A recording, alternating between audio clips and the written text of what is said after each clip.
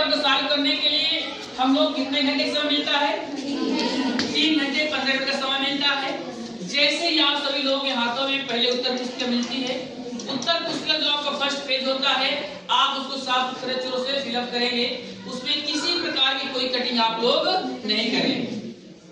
जैसे ही आप सभी लोगों के हाथों में क्वेश्चन पेपर आता है, आप लोग बड़े धैर्यपूर्वक शालीनता के साथ उस क्वेश्चन पेपर को 5 मिनट का समय दीजिए और पढ़िए।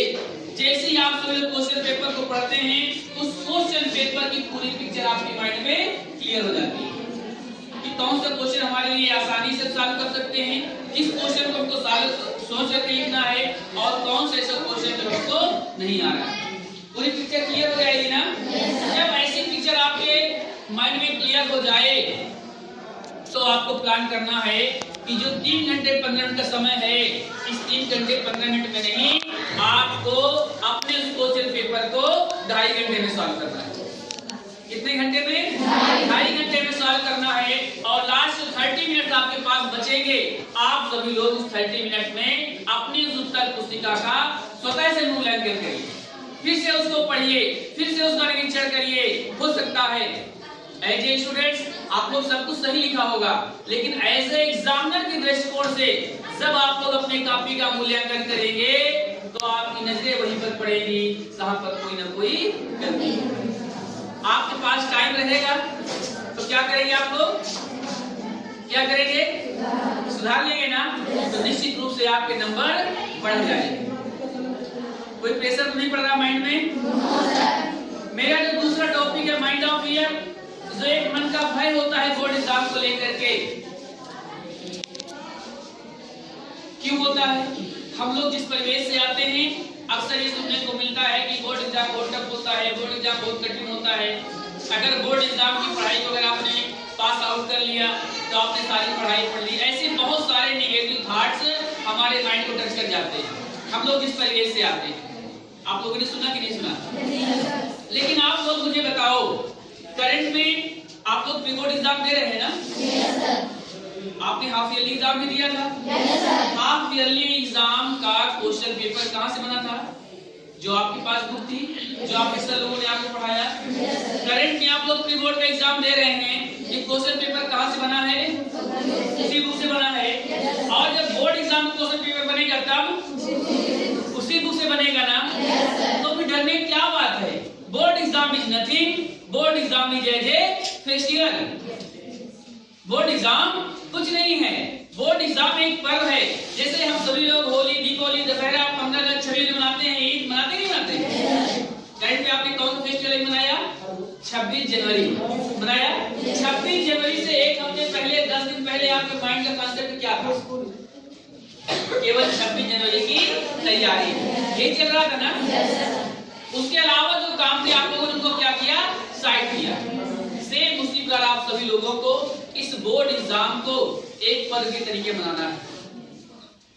लेकिन अन्य सारे जो फेस्टिवल हैं जो पर ईयर मिलेंगे आपको, लेकिन ये जो बोर्ड एग्जाम वाला फेस्टिवल है ये आपकी लाइफ में वन टाइम। कितने लोग और दोबारा मनाना चाहेंगे? हेलो, कोई नहीं? यस या नो? कोई नहीं मनाना चाहेगा ना? तो अगर कोई नहीं मनाना चाहता इस फेस्टिवल को दोबारा, तो हमको अन्य पर्व से बेहतर तरीके से इस पर्व की तैयारी हम लोगों को करना है। मेरी बात समझ पा रहे सारे लोग? एक बात सोच करके देखो कि आप के लिए 24 फरवरी कल है। हेलो, 24 फरवरी कल है। आज आप लोग 23 फरवरी में हैं। कैसा महसूस करेंगे? आपकी बॉडी पे एक अलग सी कंपन आ जाएगी कि क्या होगा। लेकिन मैं आपको बताना चाहता हूं, आपसे कहना चाहता हूं, आपसे रिक्वेस्ट करना चाहता हूं कि आपके लिए ये शेष दिन बचे हुए हैं, आपके लिए प्रत्येक दिन 23 फरवरी है। आपके लिए प्रत्येक दिन 23 फरवरी है। जब इस उद्देश्य के साथ चलेंगे तो आपका माइंड क्या वर्क करेगा? 24 फरवरी कल है तो 23 फरवरी का आपका माइंड क्या काम करेगा? केवल कल के पेपर की तैयारी करेगा। आपका माइंड एक भी पैसे कहीं इधर उधर डाइवर्ट नहीं होगा। मेरी बात समझ पा रहे हैं ना? आज से आप सभी लोग बड़ी ईमानदारी पूर्वक केवल अपने लिए। किसके लिए? केवल अपने लिए।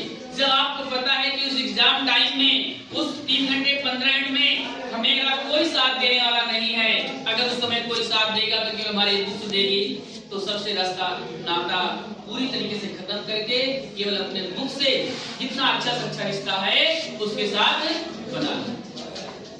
क्योंकि आपके पेरेंट्स ने आपको 100% दिया है, आपके टीचर्स ने आपको 100% दिया है, लेकिन अब जिम्मेदारी किसकी है? जिम्मेदारी किसकी है? जिम्मेदारी आपकी है कि आप में से ही किसी के पिताजी मजदूरी करते होंगे, किसी के पेरेंट्स किसानी करते होंगे, कोई किसी के पेरेंट्स प्राइवेट जॉब करते होंगे, लेकिन जो भी आप लोगों ने रिक्वायरमेंट किया है, आपके पेरेंट्स ने आपकी रिक्वायरमेंट को 100% पूरा किया है। क्या उन्होंने कभी एक्सक्यूज दिया है कि बेटा मैं ये चीज उपलब्ध नहीं करा पाऊंगा? नहीं किया ना? आपके टीचर्स प्रत्येक 40 मिनट का पीरियड है, हर घंटे अलग अलग कक्षाओं में जा करके स्टैंडिंग मोड में पढ़ाते हैं। आप लोग के लिए अच्छी सी चेयर है, अच्छा सा टेबल है, आप लोग बैठ के पढ़ते हैं, लेकिन टीचर्स खड़े होकर के बोर्ड में लिख करके आपको समझाते हैं, पढ़ाते हैं। एक बार नहीं, बताने वाला एक आदमी है, पूछने वाले 40 बच्चे हैं। कभी क्या किसी साथ कोई झल्लाट करते हैं कोई टीचर? जिस तरीके से आप लोग अपना क्वेश्चन पूछते हैं उस तरीके से टीचर आपको सेटिस्फाई करते हैं। लेकिन इसके सब कुछ करने के बावजूद क्या कभी कोई पेरेंट्स, कभी कोई क्या टीचर्स आपसे कोई अपेक्षा करता है? नहीं करते ना?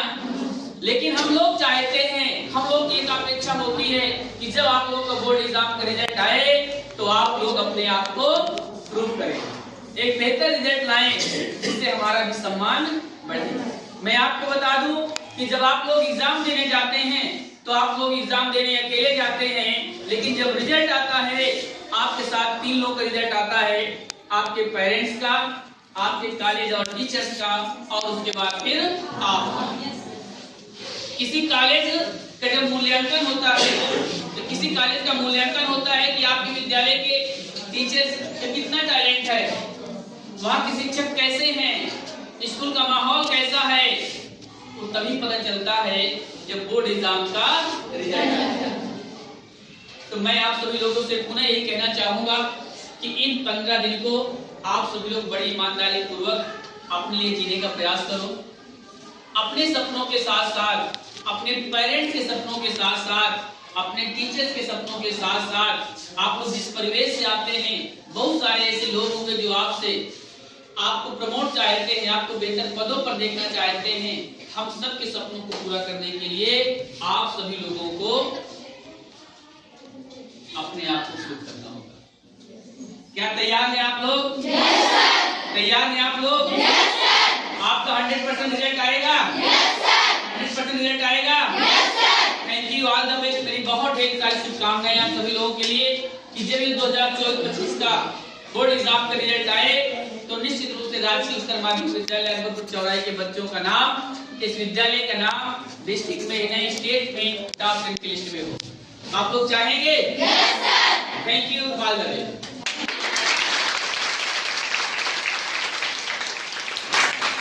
किसी के मन में कि बेटा कोई क्वेश्चन है तो आप लोग मुझसे पूछ सकते हैं, क्योंकि मेरा एक स्लोगन है, this for board exam may I help you only. किसी के मन में कोई क्वेश्चन है, कोई डाउट है बोर्ड एग्जाम को लेकर के, तो आप लोग मुझसे पूछ सकते हैं। किसी के मन में, क्योंकि एक कोई स्टूडेंट क्वेश्चन पूछेगा तो आंसर सबको मिल जाएंगे। किसी के मन में, क्या नाम है आपका? अभिलाषा, अभिलता। कोई क्वेश्चन है आपका जो वो पूछ लो, क्योंकि ये मौके बार बार नहीं आएंगे, इस समय बार बार नहीं आएगा। यदि कोई डाउट आपके मन में हो बोर्ड एग्जाम को लेकर के तो आप लोग पूछ सकते हैं। ठीक, प्लीज बैठ जाओ। एक पॉइंट आप लोग नोट कर लीजिएगा, एग्जाम सेंटर में आप सभी लोग बस माइंड में नोट करना है, कागज में नोट करना है, कागज में नहीं नोट करना है। आप सभी लोग माइंड में नोट कर लीजिए कि अपने एग्जाम सेंटर में आप सभी लोगों को 25 से 30 मिनट पहले पहुंचना है। अभी होता क्या, जैसे अपनी कक्षा हमारी चालू हो गई और कक्षा में प्रवेश करते हैं तो कम से कम उस पीरियड में तो आपको माइंड इससे नहीं रहेगा, प्रैक्टिकल है ना ये चीज। और जब एग्जाम टाइम में अगर आप जाएंगे, आपके जाने से पहले अगर कॉपी वितरण हो गई, सारे बच्चे बैठ गए, तो आपका कम से कम 15 से 20 मिनट अपने आप को अपडेट करने में लग जाएगा। अगर उससे पहले अगर आप लोग पहुंच जाएंगे तो आप तो पहले से प्रिपेयर हो जाएंगे ना, सारी गतिविधि के बारे में आपको जानकारी हो जाएगी क्लासरूम में। तो आपको अपने एग्जाम सेंटर में 25 से 30 मिनट पहले पहुंचना है। और आप सभी लोग जितने भी स्टूडेंट्स हैं, हम लोग गलती कहाँ पे करते हैं कि जब हम एग्जाम देने जाते हैं तो सब लोग नए पेन खरीदते हैं, खरीदते नहीं खरीदते। और बहुत सारे बच्चे ऐसे होते हैं कि हम नए पेन से ही बोर्ड वाली कॉपी में लिखेंगे, दोबारा को नहीं करेंगे। ऐसी गलती आप लोगों को नहीं करना है। जिस पेन से आपकी राइटिंग बनती है वो नया पेन लेकर के उससे 1-2 पेज लिख लीजिए, उससे क्या हो जाएगा, उसका पॉइंट सही हो जाएगा और आपके हैंड में पूरी तरीके से पेन सेट हो जाएगा, जिससे आप लोग उसको बेहतर तरीके से अपने क्वेश्चन पेपर को सॉल्व कर सकते हैं। प्रयास करिएगा कि जेल पेन का प्रयोग न करें, जेल पेन प्रतिबंधित नहीं है। हेलो, जेल पेन प्रतिबंधित नहीं है, लेकिन है क्या, जब जेल पेन से फर्स्ट पेज पे लिखते हैं तो स्पीड अच्छी होती है, राइटिंग अच्छी होती है। लेकिन जब सेकंड पेज पे लिखते हैं तो पहले उसकी स्पीड कम हो जाती है और दोनों तरफ अक्षर दिखने लगते हैं। उससे क्या होता है, काफी सुंदरता आपकी कम हो जाती है। मेरी बात समझ पा रहे सारे लोग? लाइन से उसको ब्लू या ब्लैक स्केच से लिखना है। एक काम और आप लोग करिएगा, अभी करंटली जैसे कहीं पे गलती हो जाती है हम लोग क्या करते हैं, चलिए ठीक कोई बात नहीं, बिल्कुल नहीं, हम लोग क्या करते हैं तुरंत उसको गंदा कर देते हैं, गंदा कर देते हैं ना। तो उसमें मैं आप लोगों को बताना चाहूंगा,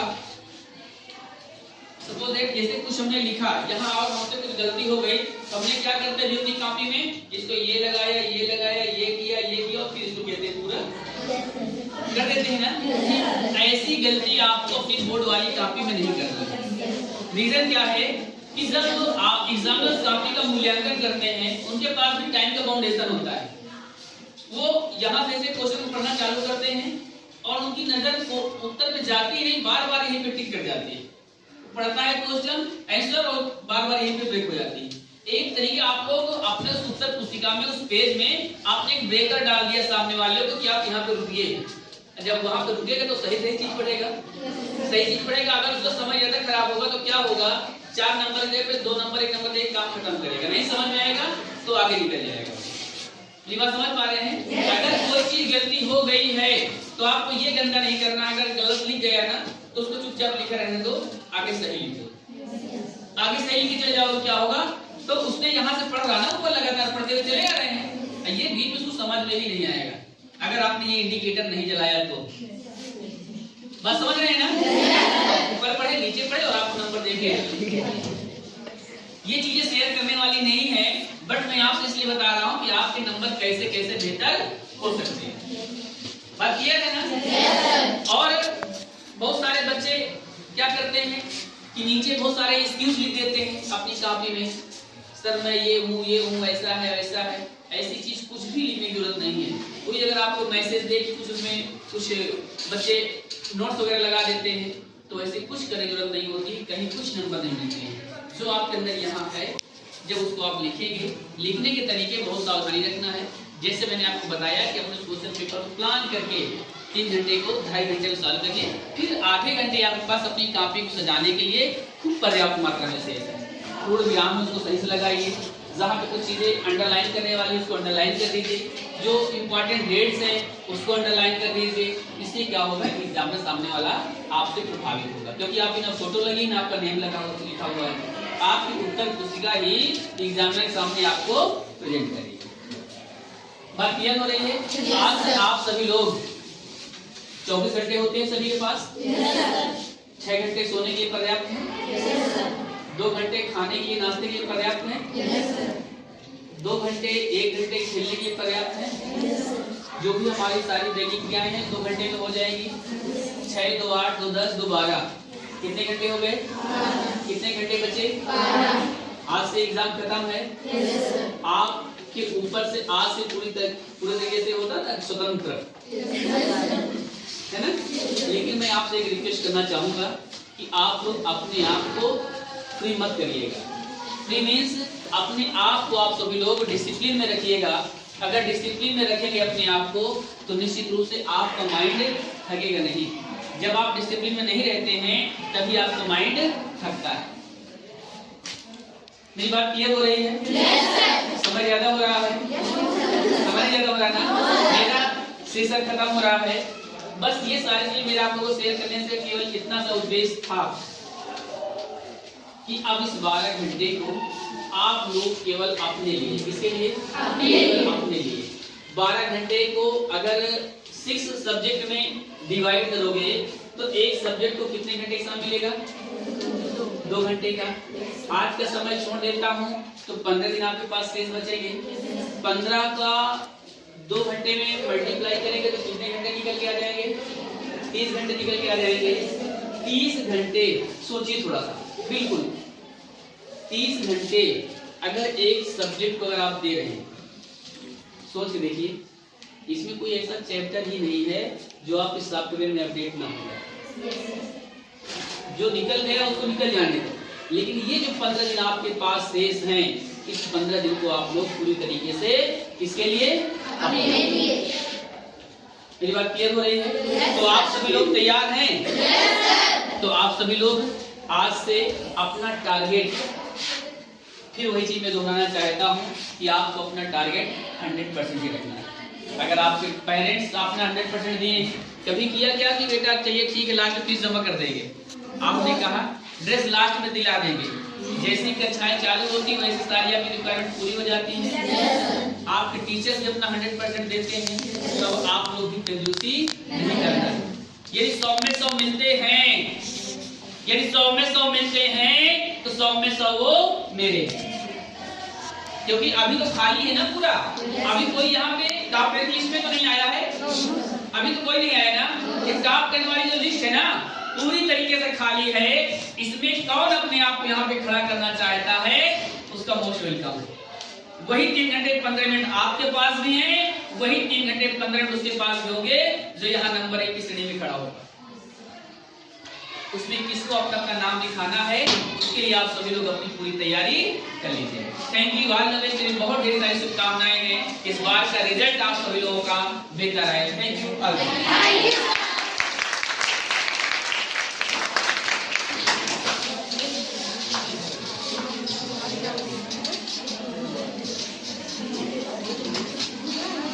धन्यवाद ज्ञानेंद्र जी।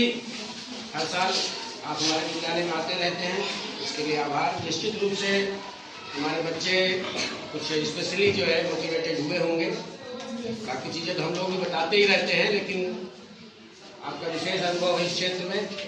और मैं पुनः एक बार तारीफ करूँगा कि अपने जनपद को उत्तर प्रदेश की मेरिट लिस्ट में बच्चों का नाम लाने का पूरा श्रेय मैं ज्ञानेंद्र जी को देता हूँ। इसके लिए तालियां बजाइए।